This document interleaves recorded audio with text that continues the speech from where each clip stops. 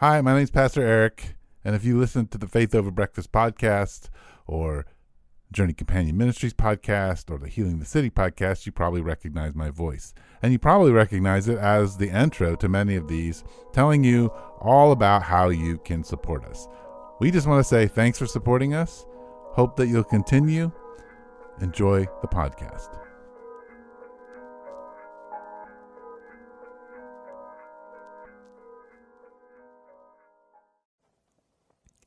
Welcome to Faith Over Breakfast. You are listening to a podcast by Pastor Eric Cepin and Pastor Andy Littleton. If you enjoy Faith Over Breakfast, we encourage you to rate it on the Apple Podcast app, on Spotify, or Google Play. Thank you and enjoy the podcast. Welcome to Faith Over Breakfast. My name is Andy Littleton, and I'm here with Eric Cepin. He is at the Village. I am at Mission Church. And today we talked about Eric's mom, Patti, who just died. Yeah, who passed away.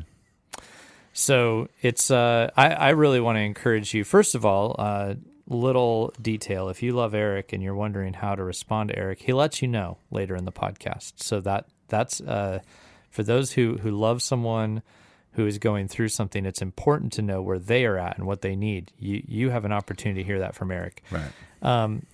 I also just want to say this was a really, I think it was just meaningful to me. I think it will be to many of you as our listeners to get a little window into Eric's life and his mom's legacy. Those are very interwoven throughout this conversation. Yeah. I'm excited for people to listen. It is relatively raw. Yes. New. Yeah. So enjoy, and I'm looking forward to being back in podcast studio with you. So same here. Hey, we're already doing it. Yeah. Well, thanks for listening. Enjoy 2025. We're good. No, I was thinking about making it podcast 2 parts. Okay. So we could ramble, because it's been a minute. It's been a month. It's been a month since the vaunted pastors have entered into the studio to chat about life with headphones on. Yeah. Let's see what happens. Let's do one, and if another, I mean, we'll do another one. Oh, it's just, cut it into 2 parts and make it really dramatic. Oh, wow. Wow, I got to figure out what they were going to say about that. You're going to do a lot of editing, I take it. Yeah. So, well, here we are. It's a new year, as Eric has reminded me, and the biggest change is Eric's mom died. Yep. My mom passed away a week or so ago. Mm-hmm. And so that's pre this. I was, trying to see what kind of Eric I had with me in the room today. You never know. People grieve so differently. So they do. Yeah, it's something I'm learning is to try to get a pulse on that, how a person is. So here, new year, some sadness, some change, and but also it's a new year. It's a new year. Yeah.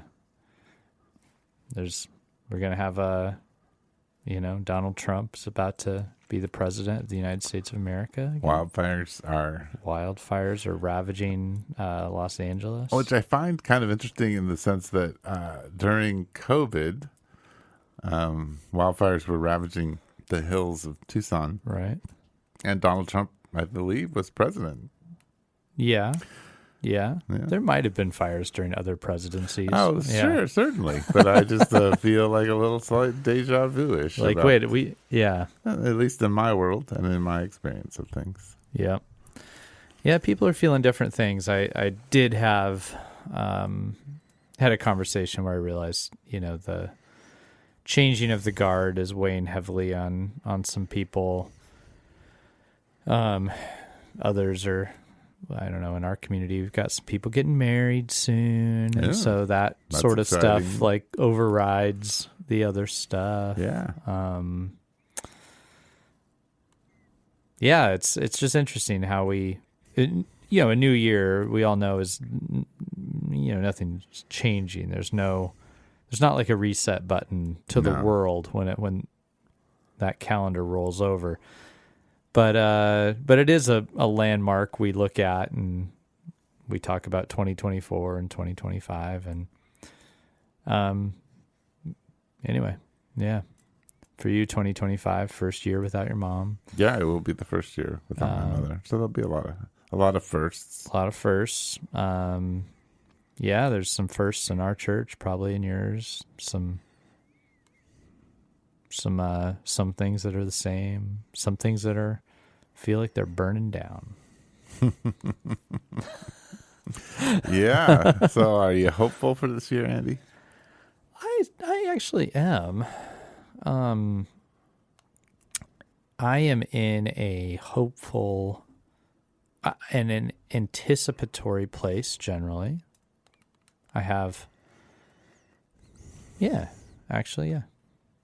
still, I haven't really thought about it too much in regard to the new year, but there's some things I'm curious about. I'm interested in. I'm glad to be moving in a direction.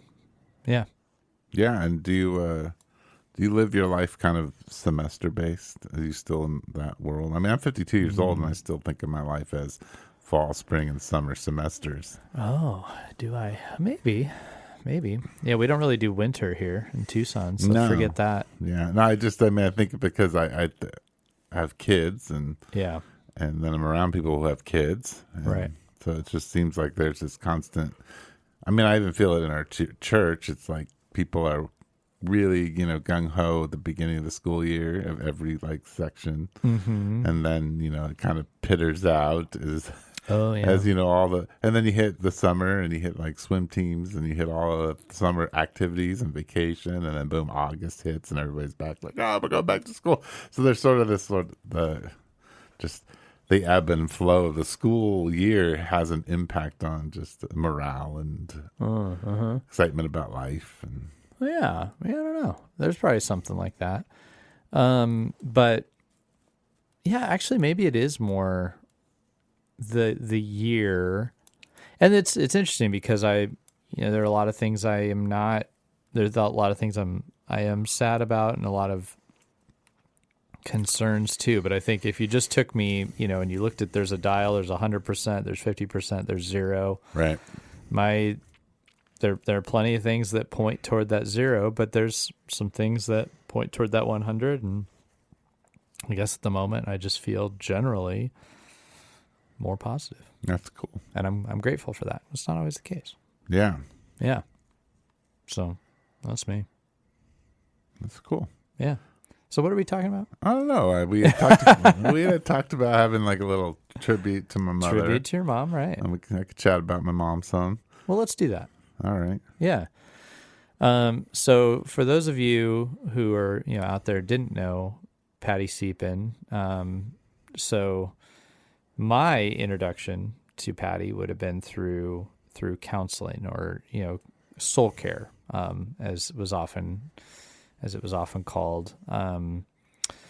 So here in Tucson and elsewhere, folks traveled to tell their story or be led through thinking through their personal story with God through what your mom and dad hosted. And your mom was really the architect of much of this, from my understanding. And your so many people met your mom the way I did. Through either counseling or learning to love the master. Yeah, which was to me was like a lead in, a door into that same work. So learning to love the master were kind of weekend getaways where you would write your story in dialogue with God and Scripture, I would say, and think through where was God in my life. I've done 6 of those, I think. And so that's me. But as you acknowledged when a phone call we had right after your mom died, was, that so many people know her like that and consider her to have this motherly role, and then there's the family. Right. And it's different. Yes. Anyway, so tell us about your mom, not the soul care person. Acknowledging that Sure. that I know that side well, but Yeah. So, I guess the best way to say this, there were what I would call the three phases of my mom's public-facing life, and then there's obviously her private-facing life with her kids and her husband. And that's like all when she was a Christian. Before she became a Christian, I think that was in her early 20s. She lived in Montana, in a mining town in Butte, Montana. Okay. And relatively rough life, and relatively. And if you listen to the Journey Companion podcast, you will hear a lot of her stories because she goes through her trainings. So, like the outward facing part, the phase one, I'll just go through those and then kind of talk about my own experience because I think it's important to understand my mom's evolution. Yeah. So my mom became a Christian through the Navigators, heavily influenced by the Navigators. Yeah. My father also heavily influenced by the Navigators. Can you just for a second say who the Navigators are? Tell us about the Navigators. Navigators are a ministry started by Dawson Trotman, I think back in I don't know if it was the 30s or whatever, but it was to military people. My dad went to Vietnam. So that was a stronger point of their ministry, which was basically bringing the gospel and community to people in the military. But they moved on from that to campuses, so they do both, like campus ministry. And then it's expanded into missionary work. It's a huge organization. There's a thing called Nav Press, and it's big. Yeah, there's a publishing wing, a lot of scripture memorization, right? And so they have two main philosophies: old school Navs, new school Navs are a little different, I suppose. Yeah, but old school Navs, you got your memory booklet, your memory packs, and you're memorizing a lot of scripture. You're going through a Bible study called the 2-7, which teaches you how to evangelize, how to study the Bible, gives you tons of illustrations, things like that. It's a discipleship process. But my mom was heavily influenced by that. So in the first phase, which would be for me until I was 12 years old growing up, my mom really spent a lot of time discipling people in the traditional way of discipling, meaning she would either take brand new Christians or people that she led to Christ along with my father, who tended to be the more evangelistic person. And they would run Bible studies and they would mentor people. Yeah. And they did that until I was in the 5th grade. My parents, we lived in Miami, Arizona for a while. My parents started a church there. Stay with us. We'll be right back. Studies of the star tell us that in order for a star of that magnitude to be seen from that far away, that it requires the alignment of certain planets. I'm just thinking to myself, God loves us so much that to send us a sign, he caused the planets to come into alignment.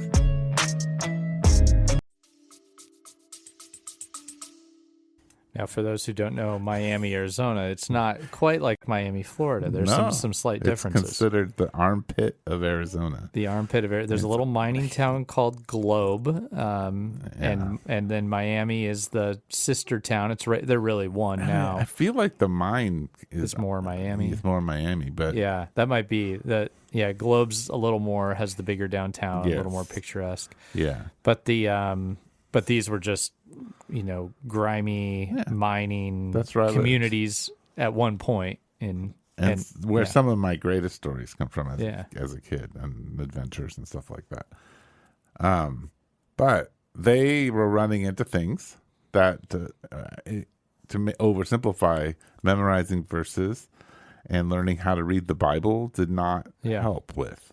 It wasn't getting deep enough. It wasn't, helping people. It wasn't offering people ways of growing through, issues that happen in marriage and abuse and addiction.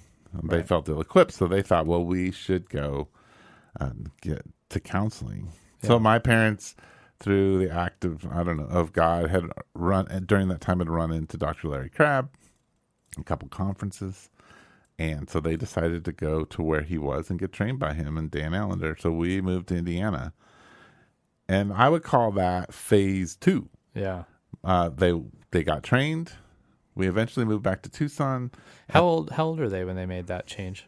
So let's see. There's a 30-year difference. And I was 12, so they were 42. They were in their 40s. So, like, this would be like my age right now. Yeah, he took out some early Social Security stuff and put it and put a retirement stuff, and they put it all down and went to seminary. Wow. And because your dad was working in schools before. He was a vice principal at Miami High School. Yeah. So then that starts another period of their life for about 20 years when they get back here and establishing a practice. Now, it went beyond 20 years, but the phase where they were just doing straight up counseling. Yeah. They opened a thing called Biblical Counseling Associates. Yeah. And my mom and dad and others that they would then bring in and train, they did tons of counseling. Your dad had a license. Yes, my dad was a licensed counselor. And then the soul care sort of idea is like people with... they weren't doing soul care. Yeah, okay. So yeah, work that out. No soul care. This was straight up counseling. My mom had finished half of the training program, but Larry Crabb told her to go home halfway through and take care of her kids. Oh. But in those days, she could work under my father's license. Yeah, that was how I understood it. Okay. Yeah. So they did straight up counseling, and they did a lot of it. Yeah. And they made a lot of money doing it too. They went from like nothing. The funny irony is that we moved back to Tucson and moved into the apartment complex where I was born. Yeah. So they had this full circle, but then my parents are hustlers, and what Larry Crabb gave them was really good and helped them do things that most counselors weren't doing. Yeah. So they became, well known in this community as really good counselors. That's phase 2. And it mostly was just counseling. Now in there, my mom ran like a Bible study in which my wife was in. Yeah. Which was kind of this mix of navigators and this new counseling kind of philosophies that she had developed. So that's phase 3 is, and you can hear these stories on Journey Companion Ministries in more detail if you really want to know all the details. But basically, she was pushed pretty hard to begin to teach people how to do this counseling. Oh, right. And this is where soul care got developed. Got it. And she started doing these things called Potter's Wheel. Yeah. And my dad started doing them. So then they started training people. And this all is in line with the philosophy of Larry Crabb, which is that 80 to 90% of the things that end up in a counselor's office could be dealt with by well-trained people within church. Like if you have a good church community, they can handle most of these things. Yeah. And so they began to train people. And that turned into a big thing where they started doing these Potter's Wheel things, where they would train 5 or 6 people intensively for a week in 2 different sessions. Yeah. Now it's phase 2. During that, my mom started developing this thing called Learning to Love the Master, which was sort of this, it was everything. Like it wasn't Potter's Wheel, but it was everything from navigators and her life and what she'd learned from Larry Crabb and Dan Allender and what God had taught her all into a book. Mm-hmm. And it was really a way of learning, like being grounded in who Jesus is and being discipled through this book, but also then learning to write your own story and begin to hear the voice of God, see how he's acted in your past, and begin to have a confidence that Jesus acts in your life now, and to heal places of your life. They started doing that in about the mid 90s. Yeah. Really started getting developed. In fact, Sue and I were dating, and we made food for the very first pilot. Learning to Love the Master. And then that just took off. Learning to Love the Master, as if something could take off in a small way. Learning to Love the Master did take off.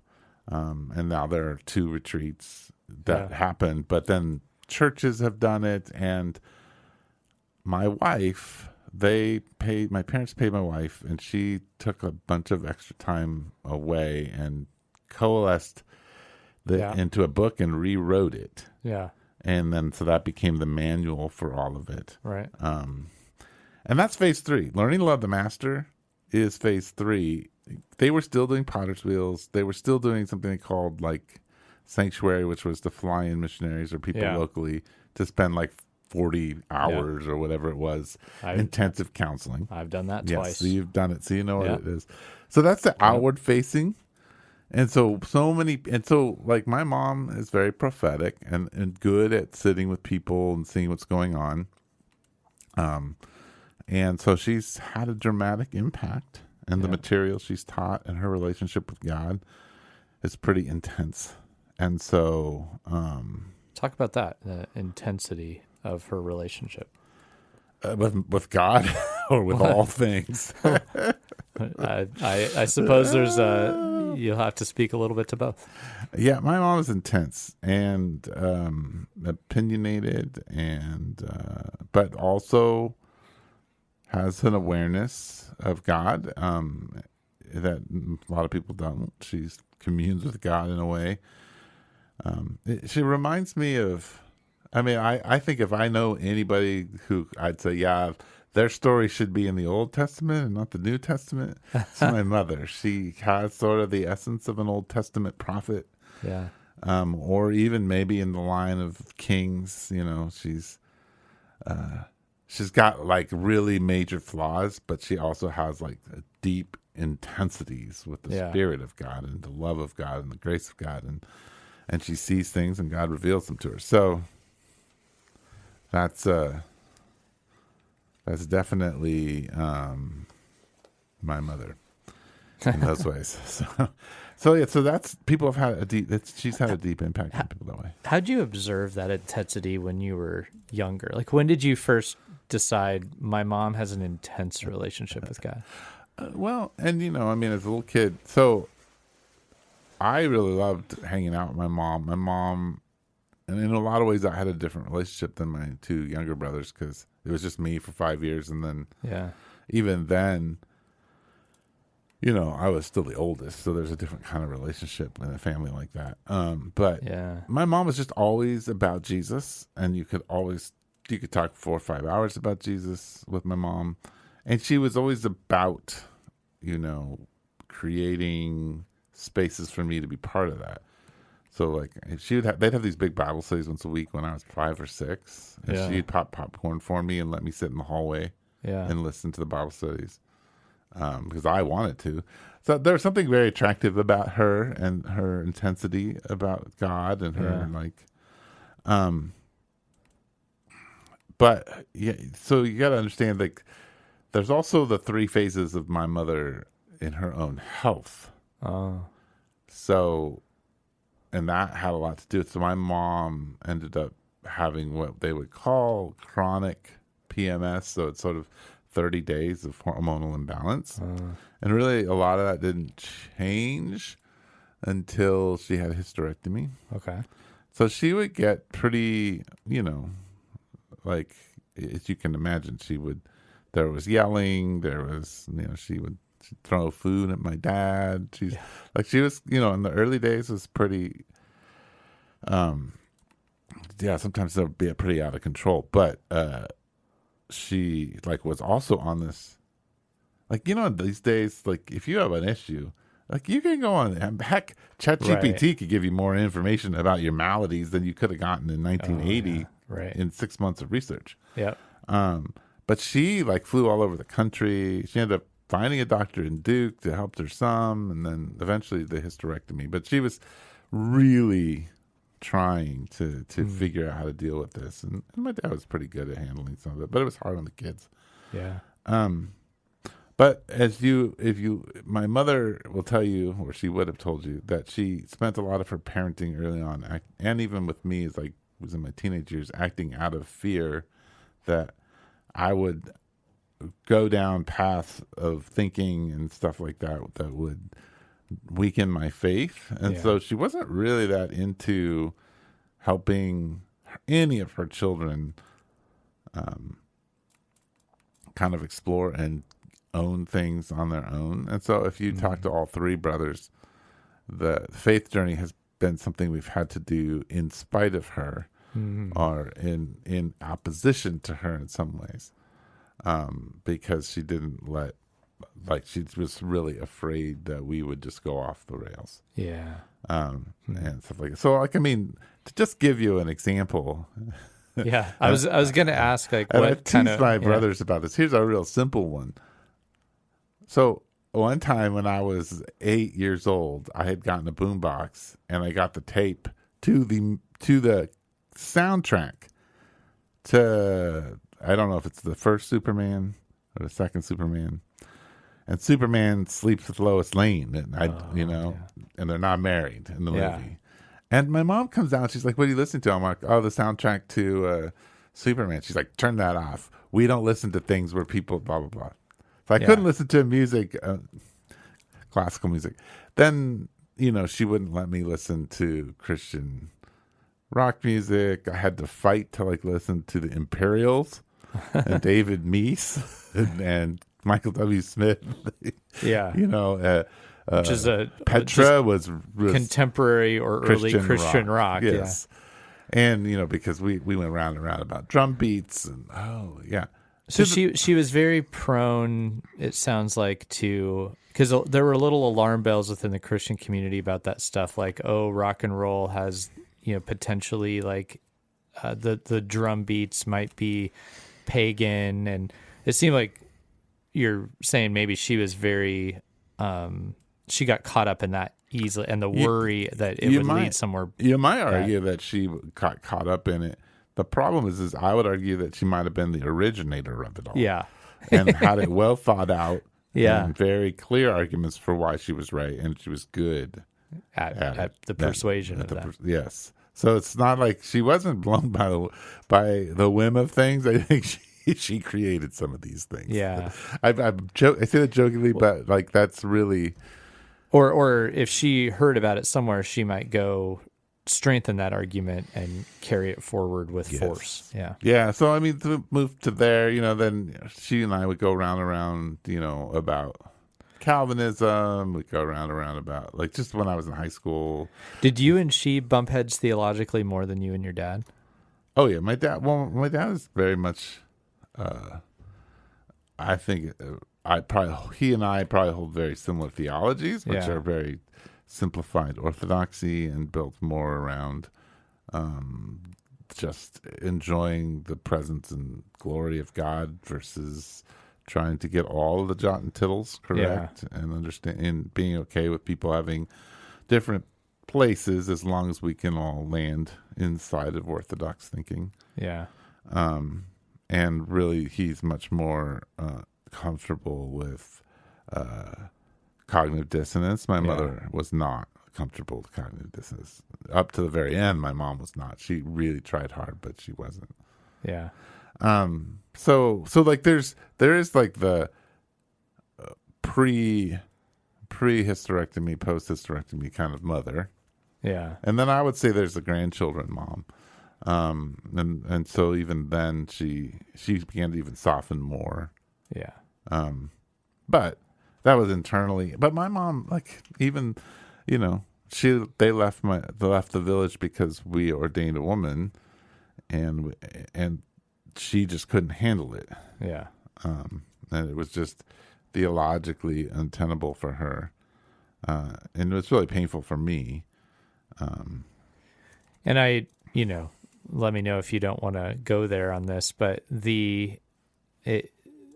I think one of the things that was always kind of tough for some of those around you was this idea that though she held that position, she was clearly a leader herself. Yeah. A pretty dominant one, really. Yeah. Well, I would argue that my mom probably held, for those people, I don't want to get too far into the weeds so people don't know the words I'm saying, but my mom was maybe bordering on being a Federalist headship person, really believing that it wasn't just that men and women complemented each other and were equal in value, but that actually men were more valuable than women. She bordered on that. Yeah. And that yet she acted like she was a strong feminist egalitarian. Right. And talked that way and taught that way. So she was just kind of a conflict internally with all that. She didn't see. Do you think she was pushing back on herself? Like, do you think her How? Like, how do you think that worked for her? When anytime I would try to confront her with it, she had very well thought out and complex arguments for why whatever she was doing was okay. And she would lead you. And she would lead me in that. Yeah. Anyway, like, yeah, I mean, I think my mom, the thing about my mom is, like, I would say, I play around with the percentages, but in honest percentages, 50% of what I know about being a pastor and how I practice being a pastor probably came from the first 18 years of my life being trained by my mom. Yeah. I mean, she taught me how to serve.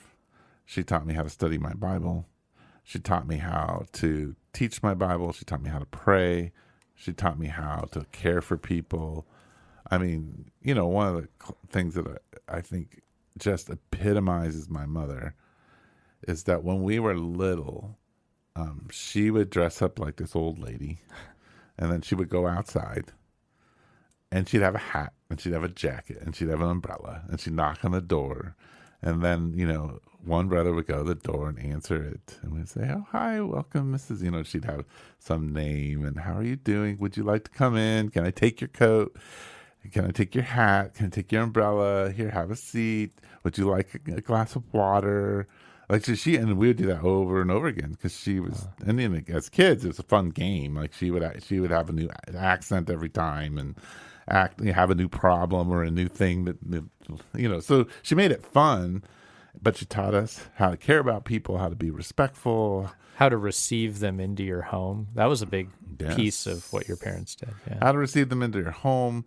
Also, like, my mom had very clear instructions about, and we would go over them about how to be at other people's homes. So, you know, you say thank you for the food and you compliment it in a certain, like, in a way. You find something you liked about it, you compliment it. When it seems that everyone is finished, you ask if there's any way you can help clean up and do the dishes, and what can you do to serve? Can I clear the table? You know, so you're always looking to be there to be helpful and to be a servant and to model Jesus. And that's what my mom taught. Yeah. And she taught it like, it wasn't just like, hey, we have a conversation once in a while about this. It was like a training, and she trained us in that. And so that was a big part of it. She trained me into how to be hospitable. Yeah. So I think those are big parts of it. The problem is that my mom, because of her own story and her own past, like, my attachment to my mother, well, if you know anything about attachment, wasn't a secure attachment. It was an insecure one, because she asked for intimacy at times that, like, when it wasn't appropriate, or she, like, pushed in. And so it was like, she didn't help us develop our own spiritual relationship with God. It was very hard to get my mother's voice out. And she didn't teach us how. And if you have a strong voice like my mother, like, you a lot of times end up with this guilt and shame. You think that you're, like, not doing it right, and God has this particular, like, opinion of you, but it's not God. It's my mom. Yeah. Right. But she just had such a strong voice, and her beliefs, like, she spoke them with confidence. Yeah. So, like, if and a lot of times she was right. Yeah. But my mom would, because she was, I think, prophetic and just hyperbolic in some ways. Like, if you lied, or you, like, there was some way you might say you hurt her or someone else, instead of saying, hey, that thing there hurt, and, you know, that's not a good thing. Like, she would say, hey, you did this, and you are like this, like, you do these things, you know. And, like, she'll drill. You know, my dad would always say she's like a buzzsaw, and she's usually right, but she tries to do, sometimes she tries to do surgery with a buzzsaw. With a buzzsaw, and so people experience that, but she also has such a profound and dramatic impact, right? And changed people's marriages and their lives, and because she was saying things that nobody else wanted to say, right? and she was calling people to the carpet, and she was honest about her own stuff. So that's the thing, that she wasn't like, I have it all together. Right. But their kids, she wasn't as honest about it. But with people, it seemed that she was. It's got to be harder with your kids to, I was even thinking about when I said, like, she's leading you, I could see in her own mind, she's like, but this is my child. Yeah. No. Well, and yeah. Though I know plenty of adult men who've had her tell them very direct things. And Yeah. No, she definitely has led. Yeah. No, yeah. I mean, she has other. Yeah. So it's complicated that way. In what way would you say you've decided to carry on the ministry of Patti Cepin? And then the second one would be, in what way have you decided to change or move on from the legacy that she left, or something, yeah. So I would say that a couple things. One, later in my life, just in a practical way, I knew that she wasn't going to be with us for a long time, and I wanted to be able to get as much of her wisdom together. Yeah. So that's why I started the podcast, the Journey Companion podcast, and just had her go through her teachings, because that is a way of carrying it on. And I think I'll probably go back through those over this year and edit them down into really like digestible things, and kind of allow that podcast to kind of continue on that way for a while. And there's some plans for other stuff, but that's one just real practical way. I think the thing that I carry on is not my mother's philosophies, as my mother's relationship with God. Yeah. And with her confidence, because I have some of her giftings, but that God is, that you can see and hear what God is doing. Yeah. And be able to speak with that confidence. So yeah, I think really believing, like, the thing is, I believe in a lot of ways the same way my mom does about what I believe. Yeah. With a great confidence. It's just often, that's why we would butt heads, is that you're similar. We're similar, but the difference, and I always say this difference between me and my mom, is I ended up living in community. Yeah. Oh, and I'm a second generation Christian. Yeah. So I had some model of what I'm supposed to do. My mom had none. Yeah. And I had to live an adult life with people who were way different than me. Yeah. And so I had to learn to be a softer, gentler person. Yeah. Over the years, and learn to hold other people's stories and ideas with more thoughtfulness and compassion. And so yeah, I think that's the difference. Is I'm still rather like hyperbolic. I have a lot less than I used to be when I was a young person, and I was very hyperbolic about what I believe, which is, I think people pick up in our podcast. Yeah. Is that you are as far away from hyperbolic as you might need to move the other way. And Sure. I should be even less. But yeah, I mean, that's just, my personality. Yeah. But yeah, so I think that's some of what I carry on, but mostly just the how much my mom believed that Jesus loves people, and that people's transformation doesn't happen. Well, it doesn't primarily happen through having a better understanding in a brain way of God. Like, knowledge alone is not knowing, and is not. And so part of transformation comes when you get to know God and his presence. And that isn't something that can just be, you get a formula for. Right. Like, Right. I don't, like, friendships are as unique as there are people. Yeah. And so helping people bring their own personalities into contact with God, and into, as she would say, at the feet of God, really without an agenda or getting like a fix, or to really just be in surrender to who God is and allow that to transform you.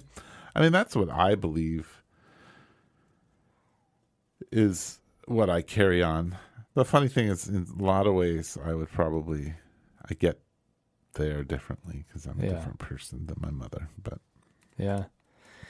So outside of all the public persona and, you know, the ministry and stuff, I guess this is more the you and your mom question. Yeah. What are you going to miss? Well, it's kind of funny. I mean, and I think I can be as honest as possible about all these things. I don't like, as people are grieving, and they grieve. Like, I have to share my mom and that grief. Yeah. But I am not grieving like everybody else. Partly because it's happened. It's not that long. Life's still moving forward, and there's a memorial service, and there's a graveside service. And all this stuff to do that hits people like people like you especially, I'm sure. Yeah. And I'm relatively introverted and will need to get away. Time, space. To think through those things. But on the other hand, I worked through a lot with my mother over the last 2 years in our relationship, said what needed to be said, I think both ways. I have forgiven my mother for things I felt connected and good with her. So I'm not grieving in that traditional way of like, I wish I'd said this, or she was. Yeah.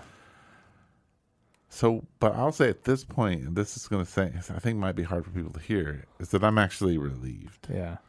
And not relieved because she had a massive heart attack and died, and now she's not on life support, and I'm relieved. I'm relieved because my mom was a lot.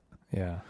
And having her gone has made me realize that she was a lot. Yeah. And so there's this weird sense of relief of like, okay, wow. Like, my nervous system is just way calmer when I go to the house, when I sit and talk with my dad. So that's something. What I will grieve is that every week for the last I don't know, 5-6 years, I've gone over there at least for a couple hours and hung out with them, and mostly hung out with my mom. Yeah. And I'm going to miss I'm assuming they'll be like, I have a cancellation, I have 2 hours. I think I'll go see my mom. That's going to hit me. Yeah. That's right. You know, it's going to be a thing. And I think I know my father he's lost his best friend of 50 plus years, or whatever it has been. And they did a lot together. It wasn't one of those relationships where they were separate. Yeah. They were together a lot. They did stuff together. They dreamed about life together. They did everything together. Yeah. Sometimes that caused problems. But a lot of times it did. But so for him, that's an empty house. Yeah. It's like you trying to figure out what God's calling you to, feeling the sadness. Just the emptiness of not having that person there. Yeah. And I feel that there's a grief in experiencing the other parent and their loneliness. Yeah. Yeah. So I grieve more for my dad. I'm just sad. And I'm like, this is going to be hard. It's going to be a relational. We just got to sit in some of that, as we say. Yeah. Just be there. I watch the grandkids who, have had some hard times in their life, not my kids, but my brother's kids, and mom was the second mom to them, and she's gone, and the oldest is like 15, so that's a big deal, and they are going to feel this weight of this hole in their life. They didn't get 52 years like I did with mom, and so that's going to be hard for them, and I see it, and it's going to be sad on birthdays, and it's going to be sad on Christmas and Thanksgiving and the holidays and everything else we did as family. It's just her presence is missing. Yeah. And we tasted it a little bit because she was sick on Christmas Day. Yeah. Your dad was telling me about that. So we got this little bit of a taste of it.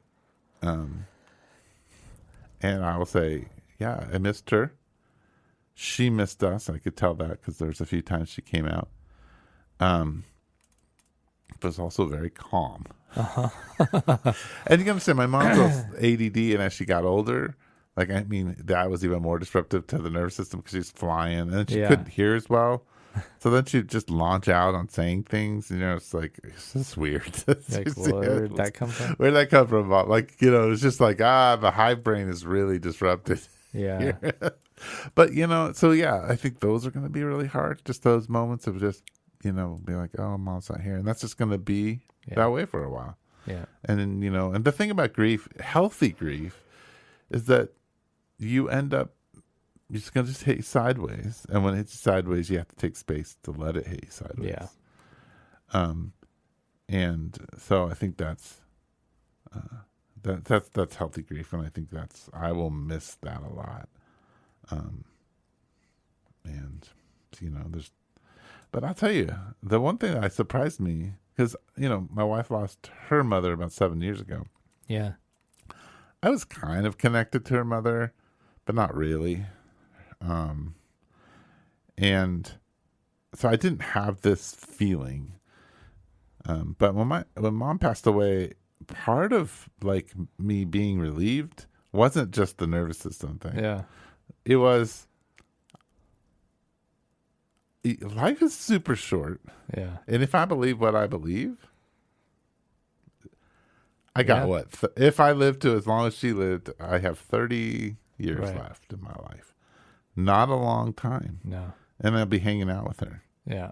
Maybe sooner than that. So that actually was exciting to me in a way that I hadn't experienced yet, and very relieving. And in a way, with the brokenness, removed, which is like, I think is something we could actually really anticipate. You think about those relationships that are kind of rocky. Yeah. And, what an interesting thought. Like, I think about, my dad, who's the parent I've lost, and the grief hit me harder and more immediate than I had expected, even more than I had experienced when losing my best friend. And so it can be different depending on the person, right? And there's that. It can. But I had a lot of complaints about my dad, right? And that is a thing I thought about later, was thinking there's a version of my dad where he's not living out of the abuse and stuff like that he experienced. Yeah. That's something I really look forward to. Yeah. Yeah. So it's with the view of life being an eternal reality, there is a relief. It is funny to me because I don't. That the language I grew up in is mom in heaven, right? Even though I don't believe those things, right? Like I believe in the kingdom of God being such a much bigger space and it being not up in heaven, right. And I don't know the procedure of death to resurrection, right? Right. I don't know if it's an eternal sleep or to absence of the bodies to be in the presence of Christ. I do believe that. I just don't know how it works. How exactly. that part. Yeah. I know my mom had some belief that she would be at the at the foot of the altar of God or whatever until the resurrection. But I don't know. I don't think you can determine those things very well. But I still say, my mom's up in heaven. Like I still have that language. And I still think about it. I was teasing my dad that she's probably driving Larry Crabb nuts right now. Just because but probably not. But it helps kind of create the narrative of just, okay. Like I'm going to see my mom. There's an eternity with my mother. There's an eternity like to talk about all these things and to live life and probably do life together. In a new way, whatever that means in the kingdom. It is interesting how some of those, because people who profess not believing such things often do talk about them when someone dies. I remember the first funeral I ever did was for a high military officer. I want to say it was a general in the Air Force. I got sick. It was the wildest first funeral. And then I was told in no uncertain terms by the family that this man was not a believer and was adamantly not. First first one. It's like, so I have a flyover, jets fly over, the 24 gun salute. Is that what it is? All this, and then I have to navigate this person doesn't believe in Jesus. So the whole family had been very stark with this. I tried to be very nuanced, as I do. And then one of the family members gets up to speak and just starts talking about, like, we all know what she's doing. She's with Jesus, or we all know what he's doing. He's with Jesus eating macaroni and cheese right now. And I thought, wait, what? You are the people that told me Right. there's no, Right. if he were doing that, he'd be upset about it. But it does something for us to imagine what they're doing now. And I'm not saying that's right or wrong. I'm just saying it's interesting to imagine what they're doing now, because I think that is tapping into the idea of There's something else. they're not here. Yeah. Yeah, and we don't know. Yeah, Something we don't know how to describe. the thing is, I can say that I just experienced some very, what I think from the Holy Spirit of, like, a little bit internally of the taste of the future, Yeah. which gave me a comfort, which is I am not worried. Yeah. And in some ways, it's my mom went on a long vacation. Yeah. You know, in the sense, like, I'm used to my mom going on long vacations because they would travel around after, like, we left. I mean, after all the boys moved out and have our own lives, they had their own lives. So there were times where I would see my mom once or twice in a year or 3 times. You know, it wasn't like, so I'm used to her being gone, and so that was, you know, I'm like, oh yeah, and I'm going to see her again. And I remember people saying that when I was a kid, and even as I've been an adult, I'm like, okay, yeah, but she still died, and no, it's actually she moved on, and I'm excited to move on with her, which is the first, you know, time I really ever thought, like, I'll be happy to move on from this space. Yeah. And I have people that I'm looking forward to hanging out with. Yeah. Yeah. So that's part of it, you know. There is something about as a child, and I'm sure, again, every one of these stories is different, but we're built to move on from our parents. Yes. And I would say that's not just true of getting out of the house when you're a teenager. It's also true of when their time here with us ends, we're built to be the mantle carriers now. Yeah. I mean, it's and to live out from under their watch and Yeah. their concerns, and move over at least to the next tent. Yes. Yes. Yeah. Well, maybe that's a conversation right there. I think thanks for telling me. Thanks for telling us about your relationship with your mom, and giving us a little bit more of a window into her, and your honesty in that. And I think it does. I'm a believer that it honors people well to remember the whole person. I agree. Yeah. I mean, I think I would argue that in a memorial service, you're giving thanks for the person that was given to you. So it's not, You don't need to what God has dig done. up all their issues or something. But I think I don't know if people will listen to this. I think it'll come out before the memorial service. So I will say that for me personally, the most helpful thing in the grief process is not for people to come up to me and say, how are you doing? Yeah. Or you must be struggling. And I want to first say, a lot of you have said that. Thank you. I'm not saying it's terrible for me. It was great. I like being loved. Yeah. It's not. But the most helpful thing for me is for you to tell me how my mother impacted you, what God did through, because that gets me choked up. That's when I'm like, because I'm excited to hear how God used my mom. Yeah. That makes me hopeful. Yeah. And see the faithfulness, the hand of God. Because that's the value system of my family. It's that God moved in us and cared for people, and God loves people. And so I want to know how God used my mom to love people. Well, that's a good insight, and I hope I hope a lot of people listen, because it is good to know what a person needs in these times. And that we don't always have the opportunity to know that. So, yeah, good to know, Eric. Thanks. And it's not, again, like you said, it's not the same for everybody. Yeah, and everybody has different relationships with their parents and their siblings and whoever they lost. Yep. Well, and I think what you just said of the value systems of the family are different. Like, you're, in a way, that's your mom. That's a bit of your mom's legacy right there. Yeah. Well, thanks for You're welcome for sharing that with us, and we'll talk more about such things, I'm sure. And thanks for tuning in to Faith Over Breakfast. You've heard us here, and you've heard us discuss the Journey Companions podcast that has more about Patti. 35 hours. 35 hours from Eric and Patti. So if you want a deep dive, you have an opportunity. If you want to hear like the 9 repeated stories of my mother to illustrate all of her points, this is there it is. There it is.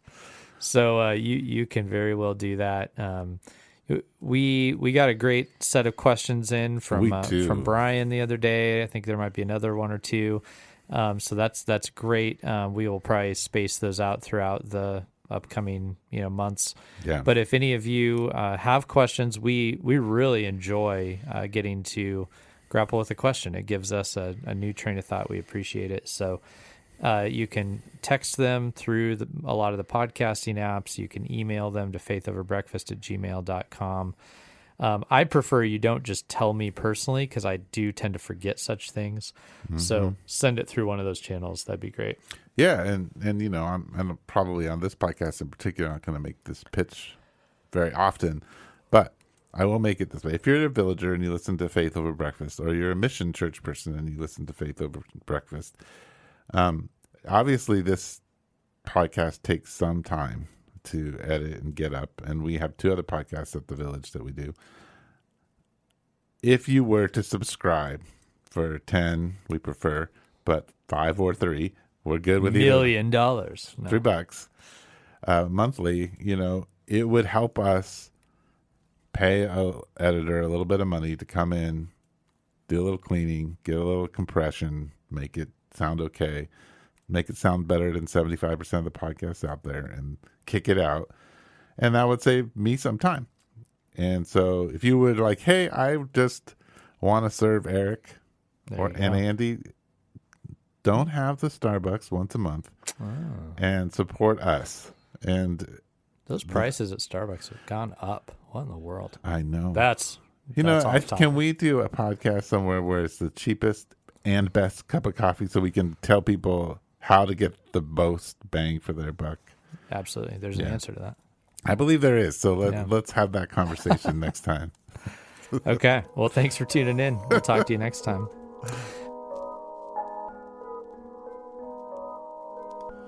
You've been listening to Faith Over Breakfast with Pastor Eric Cepin and Pastor Andy Littleton.